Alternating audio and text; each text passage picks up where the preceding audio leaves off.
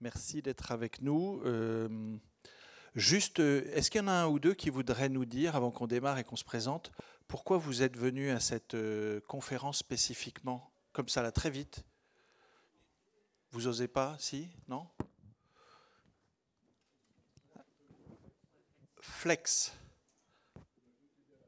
De la GTB à la Flex. Donc c'était... C'est dit, il a compris. Ouais, qu'est-ce que c'est que GTB à la Flex? Alors peut-être que c'est un défaut de notre titre, parce qu'on peut-être qu'on aurait dû être plus explicite. On va parler de flexibilité énergétique. D'accord? Et si on a choisi de vous présenter ça, c'est parce que c'est un vrai sujet plus devant nous. Hein. Il y a plein de sujets, on va y revenir, il y a plein de sujets qui sont là tout de suite, on a les pieds dedans. Puis il y a des sujets qui sont un peu devant nous. Et là, ce qu'on a voulu apporter à Energy Meeting, c'était plutôt vous aider à ensemble, se projeter vers quelque chose qui est plus, qui sont plus des notions ou un business d'avenir. Hein, d'accord ? Je me présente rapidement, donc Cyril Hommel. Moi, je dirige la practice énergie et développement durable au sein d'Orange Business. Mon rôle, c'est quoi? Orange Business, vous connaissez l'opérateur Orange. Voilà, moi, Orange Business, c'est l'entreprise de services numériques filiale du groupe Orange. Mon rôle, c'est de valoriser les savoir-faire du groupe dans le domaine de la data, de l'IA, des objets connectés, des plateformes, au service de la performance énergétique et environnementale des bâtiments. D'accord ? Et puis, je suis très content de faire cette conférence avec toi, Joe. Merci Cyril, merci de m'avoir invité pour être là côté d'Orange. Donc Joe Mata, je suis dans les équipes Mobilize. Donc Mobilize est une marque du groupe Renault. Donc Renault, constructeur automobile. Et on va parler avec Cyril de cette articulation entre le bâtiment, la voiture électrique et comment tout ça contribue à la flexibilité énergétique. Donc moi, plus précisément, je suis responsable des activités de gestion, de pilotage de la recharge, d'une manière générale, au sein du groupe Renault, donc dans l'entité Mobilize. Et on va dire, comme ça on mettra ça derrière nous, on va dire un mot de... Alors, effectivement, le sujet très rapidement, un contexte énergétique, on va être très rapide là-dessus et tout ça. On va vous parler de, effectivement, flexibilité, la data dans le bâtiment et qu'est-ce que ça permet, et la GTB, et les interactions avec le réseau et avec le réseau électrique et avec les véhicules, parce que les véhicules électriques, ce sont des batteries. On est d'accord? C'est du stockage énergétique. Donc ça va être absolument central, d'où la présence aussi de Joe et l'investissement énorme, les investissements énormes, Joe nous en dira plus, que fait le groupe Renault dans le domaine de l'énergie. Renault, les acteurs de l'automobile deviennent des acteurs de l'énergie. Pour dire très rapidement un mini-mot, et en plus j'ai déjà dit Orange Business, je vous l'ai déjà présenté, mais globalement on a quelques grandes expertises qui sont la cybersécurité, le cloud souverain et la connectivité. Et quand je dis connectivité, vous pouvez vous dire, ah bah tiens, oui, quand on est filiale d'un groupe opérateur de télécom, on comprend pourquoi. Et donc voilà, et d'où aussi une grosse expertise, et c'est un peu de celle-là aussi, là où je me place, et vous allez le comprendre après, sur les objets connectés. Si j'utilise le terme IoT, excusez-moi, Internet of Things, c'est rien d'autre que les objets connectés, les capteurs. Hein. Et donc, pour un objet connecté, il y a de la connectivité et ça nous rappelle, nous, chez Orange Business, un savoir-faire important de notre maison mère. Donc voilà, donc il y a une grosse expertise dans le domaine des objets connectés et je vais en redire un mot juste après. Je passe sur les chiffres, blablabla. Et de mon côté, donc, je vous ai parlé de Mobilize, donc tout le monde connaît le groupe Renault. Mobilize est une marque au sein du groupe Renault. Ce n'est pas une entreprise à part, c'est vraiment une marque dans le groupe, avec 4 piliers d'activité. Donc la partie finance, historiquement la banque pour le leasing, les prêts liés aux achats de véhicules. La mobilité d'une manière générale autour du véhicule électrique, y compris l'autopartage et les quadricycles et autres nouvelles technologies de mobilité. La connectivité, on retrouve toujours cette connectivité autour du véhicule électrique. Et en particulier, ce qu'on a encadré, ce qui nous intéresse pour aujourd'hui, c'est le pilier énergie. Donc, et le rôle de Mobilize d'emmener le groupe Renault en tant qu'acteur dans la partie énergie autour de la recharge du véhicule électrique en proposant des solutions de recharge, des bornes de recharge rapides, des bornes de recharge à domicile Et ce qui va nous intéresser le plus aujourd'hui, ce qui est service de pilotage de la recharge, c'est comment je vais contrôler la recharge du véhicule pour optimiser au mieux l'utilisation de l'énergie d'une manière générale et l'optimisation des coûts qui vont avec. J'ai choisi 3 chiffres parce que souvent c'est bien, c'est quoi le contexte, les enjeux, etc. Donc voilà. Donc là j'ai choisi 3 chiffres, moi qui me parlent plus spécifiquement. Il y a cet enjeu devant nous des 60% de réduction des consommations d'énergie dans les bâtiments tertiaires, CF, décret, éco-tertiaire, etc. Ça, c'est devant nous, c'est 2050. C'est finalement dans pas très loin, et moins 60% versus, allez, grosso modo 2015, enfin quelque part entre 2010 et 2020. C'est quand même un enjeu qui est énorme. Et je pense que si vous êtes ici aujourd'hui, c'est parce que les sujets de l'énergie vous intéressent et que, bon voilà, j'en dis pas plus parce que ces sujets-là et cet objectif-là, vous le connaissez. Un deuxième chiffre que j'aime bien aussi, c'est ce sujet de la croissance de la consommation d'électricité. Il est évidemment en lien avec le sujet de la flexibilité, c'est pour ça que je le pose là, et en lien du coup avec des acteurs des batteries, du véhicule électrique. Plus 35% de croissance de la consommation d'électricité d'ici à 2050, c'est pas moi qui le dis, hein, tout ça c'est des chiffres qui sont RTE, dans leur rapport sur les futurs énergétiques qu'ils ont publié il y a 2 ans, puis qui réactualisent régulièrement. Et puis 70 milliards, c'est le montant annuel des investissements dans le système électrique. 70 milliards. Donc d'ici à 2050. Donc ça fait quand même un paquet d'argent. Et si on ne fait rien, ça sera beaucoup plus important que ça. Le système électrique, pourquoi? Parce qu'il va falloir l'équilibrer, parce qu'il y a des voitures qui arrivent qui vont pomper à mort, que le bâtiment il est de plus en plus électrique d'une certaine manière, et qu'il va falloir investir dans à la fois la production d'électricité nouvelle, capacité, et puis qu'il va falloir investir dans des réseaux électriques qui soient résilients. Je dis un petit mot de 2 choses, et ce n'est pas le centre de notre propos aujourd'hui, mais si vous voulez, bien sûr, là c'est le côté un peu pub, mais avant de passer au sujet de la flex, c'est quand même vous dire ce qu'on fait, qu'est-ce qu'Orange Business, oui, les objets connectés, etc. Notamment dans la performance énergétique du bâtiment, parce que c'est quand même là que ça commence. Pourquoi on va sur de la flex? Pour faire de la performance, pas que, mais aussi. Et donc, il y a un savoir-faire qui est fort dans le domaine de l'IoT. Nous, ce qu'on fait, c'est déployer des plateformes de supervision. Je suis une banque, j'ai 3000 bâtiments ou agences. En quelques jours, quelques semaines, on donne à des acteurs comme ça des plateformes de supervision qu'on s'est intégrées et qui leur donnent toute l'info sur leur compteur, parce qu'on peut se connecter à des Enedis, GRDF, etc. Et on peut surtout aller beaucoup plus loin avec les objets connectés. Donc on accompagne ça. Ça, c'est les solutions Smart Eco Energy Analytics. Donc si vous avez des bâtiments, que vous voulez faire de la supervision énergétique, on n'est pas seul au monde à faire ça. Par contre, on le fait aussi en allant beaucoup plus loin grâce aux objets connectés. Donc, vous aider à automatiser la collecte et l'analyse des données de consommation d'énergie, de conso et de facture, et puis d'enrichir des programmes avec des capteurs. Deuxième chose, et je suis toujours sur l'IoT, et ça va faire le lien. Alors là, du coup, il nous manque un peu des petites choses. Ici, normalement, on est censé voir un petit filigrane de connecté. L'IoT, les objets connectés, pardon, ça peut permettre de faire du contrôle-commande. Il n'y a pas que des capteurs, il y a des capteurs actionneurs qui peuvent être sans fil et qui peuvent, à la fin, si on maille tout ça entre ces équipements, ça permet de faire une GTB. On est un peu dans le thème quand même, la Energy Meeting, la GTB, le décret BAX, machin. Il faut atteindre les objectifs du décret tertiaire, pas de coup fin. On fait Orange Business, porte sur le marché des innovations de rupture qui sont des GTB par objet connecté, des GTB sans fil. Si vous avez des questions là-dessus, peut-être qu'on peut en parler après cette petite conf, pendant le temps d'échange ou plus tard sur le stand.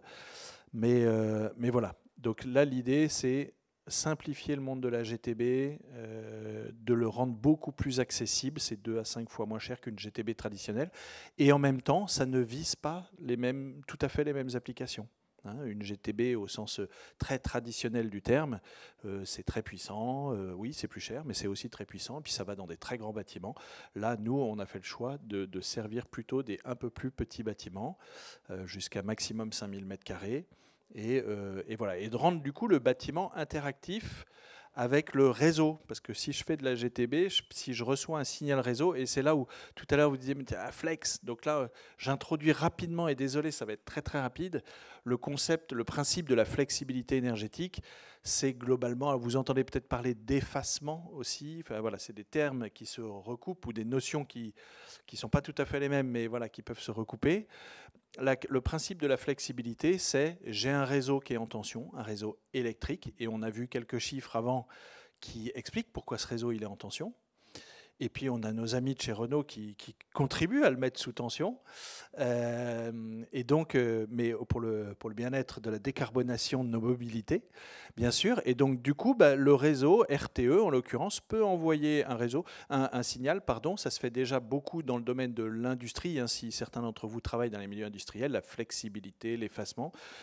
Aux industriels, moi, RTE, alors je vais simplifier, excusez-moi, mais moi qui suis en charge de l'équilibre du réseau électrique, je te fais un chèque si tu veux bien arrêter ta ligne de production, parce que sinon on va être obligé d'allumer une centrale à charbon. Alors en France, vous savez que ce n'est pas tout à fait ça, mais ça peut être une centrale cycle combi des gaz, etc. Plutôt que de rajouter de la production d'énergie, est-ce que toi, industriel, tu peux arrêter une ligne de prod et ça m'équilibre? Et pour ça, comme tu as fait l'effort d'arrêter ta ligne de prod, je vais te filer un chèque. Parce que tu as fait l'effort et tu m'as rendu service. Donc on partage le bénéfice, qui a été de ne pas foutre le réseau dans la panade, et qui a été de ne pas allumer une centrale en plus.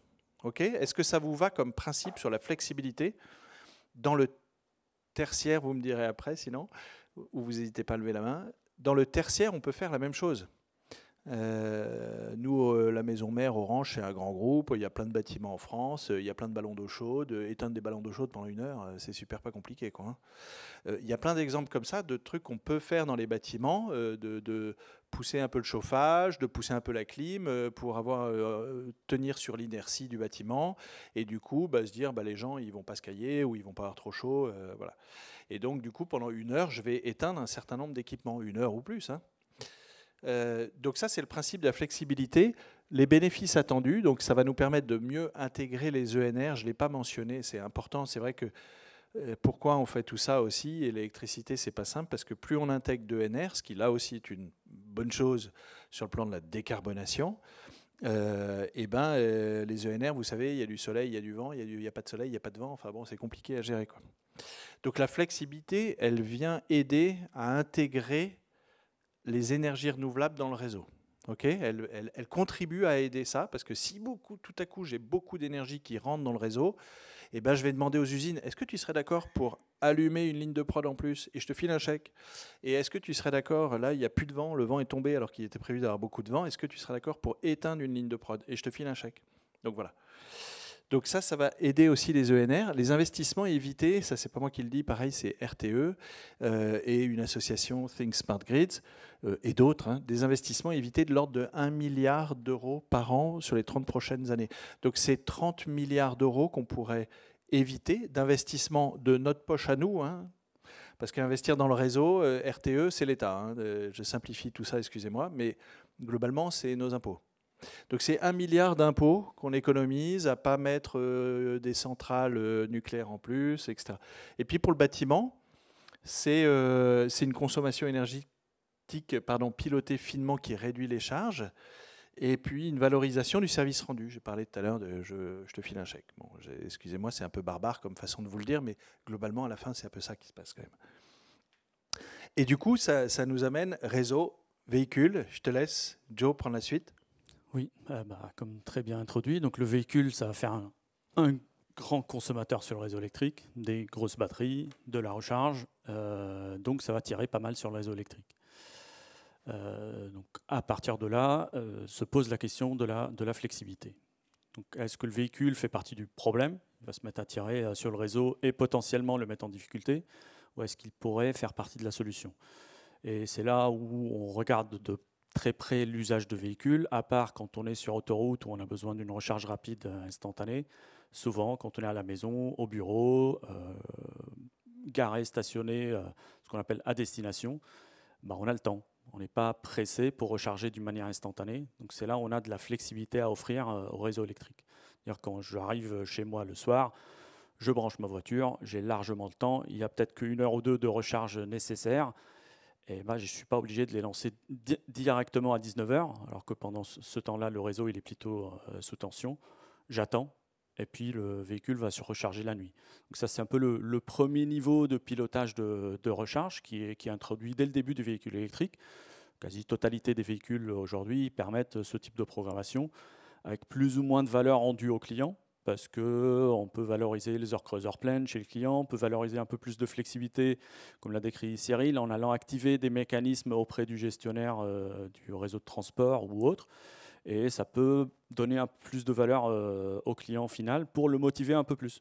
Parce qu'il y a la motivation de « je contribue naturellement » à ne pas mettre le réseau sous tension, mais la motivation principale reste quand même économique, même si c'est des petites valeurs vis-à-vis du client. Il est très content de faire quelques centimes, quelques euros d'économie, et comme ça, il contribue également. Donc, au-delà de ce pilotage de recharge, aujourd'hui, on a choisi de vous parler d'un système plus innovant, un peu plus dans l'innovation, de vous parler de la recharge bidirectionnelle. Donc la base du pilotage de la recharge, c'est je décale ma recharge, je ne charge pas à 19 h, je vais me charger la nuit. Et au-delà de décaler ma recharge, le groupe Renault a introduit, donc c'est une technologie qui existe en démonstration depuis longtemps. Et aujourd'hui, Renault l'emmène dans les véhicules que vous achetez aujourd'hui, dans les véhicules qui sont sur le marché, la bidirectionnalité de la recharge. Ça veut dire quoi? Que le véhicule, en plus de décaler sa recharge, il va pouvoir rendre de l'électricité dans la maison, dans le bâtiment, dans le réseau électrique. Donc c'est ce qu'on appelle la recharge bidirectionnelle ou le V2G, en anglais, Vehicle to Grid, du véhicule au réseau électrique. Pardon. Ouais. Donc, dès qu'on parle de pilotage de la recharge ou de bidirectionnalité, le véhicule devient un élément très intégré dans le volet énergie. Et au final, quand on développe une offre de recharge bidirectionnelle, le véhicule n'est qu'une pièce dans le puzzle pour développer ce type d'offre. Donc nous, constructeurs à la base, toujours constructeurs, on doit aller au-delà de la technologie du véhicule lui-même. Donc la technologie, il embarque bien évidemment l'intelligence pour piloter sa recharge, le matériel nécessaire pour réinjecter de l'énergie dans le réseau. Mais en plus de ça, on a développé une borne de recharge spécifique qui permet de faire la connectivité avec les serveurs et de gérer la recharge dans les deux sens avec le véhicule. Et on a développé également un contrat d'énergie spécifique qui permet cette bidirectionnalité, qui n'est pas intuitive, qui n'est pas naturelle. Quand on a un contrat de fourniture, il ne fait que fournir. Et qu'on a intégré ça dans un contrat un peu à double sens, bidirectionnel, pour pouvoir permettre aux clients de recharger et de remettre de l'énergie dans le réseau. Tout ça animé, piloté, géré dans une application et tout le développement IT qu'on a fait à côté pour permettre cette expérience digitale aux clients. Et on retrouve à peu près les mêmes messages. Donc les intérêts pour nos clients, qu'on soit constructeur automobile, on s'adresse aux clients, Orange Business qui s'adresse aussi aux clients, dans le bâtiment, on retrouve un peu les mêmes motivations, sous différents angles, mais c'est intéressant. Il y a une motivation quand même clé pour le client, c'est l'économie. Je fais un effort, j'ai décalé ma recharge, j'ai intégré une fonction, et ben je m'attends à un gain économique. Donc ça, c'est une des promesses clés qu'on a avec le pilotage de la recharge d'une manière générale, avec la bidirectionnalité. On a aujourd'hui des gains vraiment supérieurs qui sont de l'ordre de 300 à 500 € potentiellement pour le client s'il laisse son véhicule à disposition d'une manière de longue durée branché sur le réseau. Donc c'est des gains significatifs. Aujourd'hui, on parle de supprimer totalement les frais de recharge à domicile. Donc si on laisse le véhicule branché à peu près autour de 14-15 heures par jour en moyenne, donc toute la nuit, des fois le week-end. Donc c'est tout à fait raisonnable et ça donne des vraies économies réelles aux clients. À côté de ça, on va trouver le bénéfice de contribuer au développement des énergies renouvelables. Je ne vais pas répéter ce qu'a dit Cyril, c'est exactement la même chose, c'est toujours la même chose. L'intermittence des énergies renouvelables et jouer sur cette flexibilité. Je charge quand il y a une surplus et je décharge quand il y a un manque sur le réseau ou j'arrête à minima de recharger. Et l'impact est vraiment colossal. On parle à terme, si on regarde l'horizon 2030, on aura autour de 30 millions de véhicules électriques sur le marché européen. Si on considère qu'une fraction fait de la recharge bidirectionnelle à cet horizon, c'est un peu la tendance qu'on voit aussi autour de nous avec les autres constructeurs, bah c'est l'équivalent d'à peu près une quinzaine de centrales à gaz sur un moment donné. Donc c'est vraiment une capacité de stockage et potentiel de remettre de l'énergie dans le réseau qui est vraiment considérable. On ne parle pas de petit impact à l'échelle de quelques kilowatts. Et donc, j'ai parlé d'innovation, donc on peut se demander, ça arrive quand, sur quel véhicule? Et bah, c'est quelque chose qu'on a lancé fin d'année dernière, avec le lancement de la Renault 5 qui était en novembre de l'année dernière, les premiers véhicules qu'on a vus sur la rue. Et aujourd'hui, cette technologie, elle est embarquée dans quasiment tous les nouveaux modèles qui sortent du groupe Renault. Donc la recharge bidirectionnelle, elle est embarquée de série dans les véhicules. On n'est plus dans les démonstrations, on est vraiment dans une technologie réelle, disponible à tout le monde dans la grande majorité des modèles de nos véhicules. Et pour finir, avant de te laisser conclure Cyril, aujourd'hui cette recharge intelligente, recharge bidirectionnelle, on l'a beaucoup développée fin d'année dernière, enfin, on l'a lancée pour les clients particuliers, ce qu'on appelle le V2G, B2C, clients particuliers, pour optimiser cette recharge à domicile. Avec ça, on a la fonction, ce qu'on appelle le V2L, véhicule to load, donc du véhicule à un équipement. Donc je branche une prise pour je ne sais pas, alimenter la perceuse. Et la route est encore devant nous pour ce type de technologie. On parle de l'optimisation du coût d'énergie à domicile, ce qu'on appelle le V2H, sans rentrer dans les détails.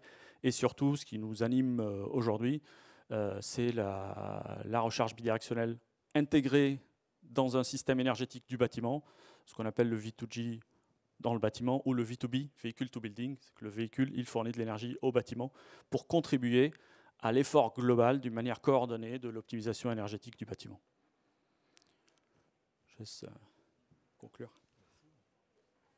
Et puis un tout petit mot de conclusion, on est à la fin. Donc si vous avez des questions, on y répond juste après. Le sujet, effectivement, c'est du coup, est-ce que le bâtiment qui est un centre de coût peut potentiellement se transformer un peu en centre de profit? À date, on a des chiffres, alors ils sont discutables parce qu'en fait, il n'y a pas de vérité vraie, chaque bâtiment étant unique, mais globalement, il y a à peu près 30 € de coût moyen de consommation énergétique par mètre carré dans des bâtiments un peu classiques de bureaux, voilà, tertiaires. Donc c'est entre 20 et 40 €. Et puis un bâtiment tertiaire de 5000 mètres carrés, bah, c'est 5000 € aujourd'hui. La valorisation de la flexibilité énergétique, c'est à environ 5000 € de revenus par an. C'est pas, du coup, on est totalement d'accord que c'est pas encore complètement l'Eldorado, mais à partir du moment où, donc c'est complètement un début, c'est ce que j'écris en dessous, mais si les technologies sont en place, c'est-à-dire que vous avez votre pilotage, votre GTB, que vous avez les voitures qui sont connectées, et Renault là est vraiment un pionnier, enfin on peut être fier de cette industrie française qui est pionnier sur le V2G, hein. Des voitures grand public qui embarquent ces technos-là, il n'y en a pas 12, hein. C'est Renault et Renault, hein, point barre aujourd'hui à date. Hein. Oui, sur une offre accessible à tout le monde. Ouais, d'accord, ok. Sinon, c'est ok. Sinon, et puis, donc voilà, donc c'est un début. Si la techno est là, ce qui est le cas, hein, elle se déploie et les GTB sont en train de bien arriver. Il y a des standards, hein, Flex Ready, notamment, qui décrit comment on doit standardiser une GTB pour qu'elle soit compatible de la flexibilité énergétique. Voilà, défi encore important, standardisation, interopérabilité, mécanismes de rémunération qui doivent être améliorés. Mais voilà un peu ce qu'on avait envie de vous transmettre aujourd'hui, qui est plus pas quelque chose pour nécessairement tout de suite, les pieds dans la glaise. Et ça, si vous voulez, on en parle, on a plein de solutions pour ça. Mais en tout cas aussi pour se projeter vers l'avenir, pour que le bâtiment soit complètement intelligent et devienne un vrai centre de profit. Voilà, merci pour votre attention. J'espère que ça vous a intéressé. Si vous avez des questions, il nous reste quoi? 3 minutes? 5 minutes. Donc on vous écoute. À droite, j'imagine que c'est le revenu global, pas par mètre carré, mais pour le bâtiment, on est d'accord? Ok, ce qui est écrit au mètre carré. Donc on dit c'est quoi, 150 000 € de dépenses et 5 000 qu'on peut récupérer, quoi. C'est ça les ordres de grandeur. Oui, mais alors... oui et non. C'est-à-dire que en fait, 150 000 € de dépenses, de toute façon, en énergie. Ah d'accord, en énergie. Oui, que de toute façon. Donc voilà, aujourd'hui, ça représente 2-3%. D'accord? L'idée, c'est comment demain, ça représente bien plus que ça, et comment c'est beaucoup mieux rémunéré, et comment c'est beaucoup plus automatisé, beaucoup plus standardisé et véritablement opérable. Mais demain, avoir un moment où on me dit, tiens, si tu pompes la voiture dans l'électricité des batteries qui sont dans le garage du bâtiment, plutôt que d'appeler sur le réseau et qu'on me donne un chèque pour ça, enfin, il y a toute une économie aussi à mettre en place avec les utilisateurs. C'est-à-dire que moi, si je suis possesseur de la batterie, de la voiture, hein, de la batterie, eh ben, je vais dire, bah, moi, je veux bien que mon employeur me pique de l'énergie pour mon bâtiment de bureau dans lequel je bosse, mais il va en tirer un revenu. Donc, comment on fait pour partager la valeur? Parce qu'il n'y a pas de raison. Et puis, je veux que quand je repars, j'ai au moins 40 ou 60% de recharge. Enfin, voilà. Donc, il y a encore pas mal de choses, hein, et ça, vous l'expérimentez en grandeur réelle. Il y a encore pas mal de choses à mettre en place, mais ça commence. Voilà, notre idée, c'était de vous projeter. Est-ce qu'il y a d'autres questions?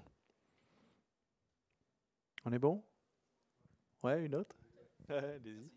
On est là pour ça. Sur la partie IoT, est-ce que vous fournissez le hardware et le software?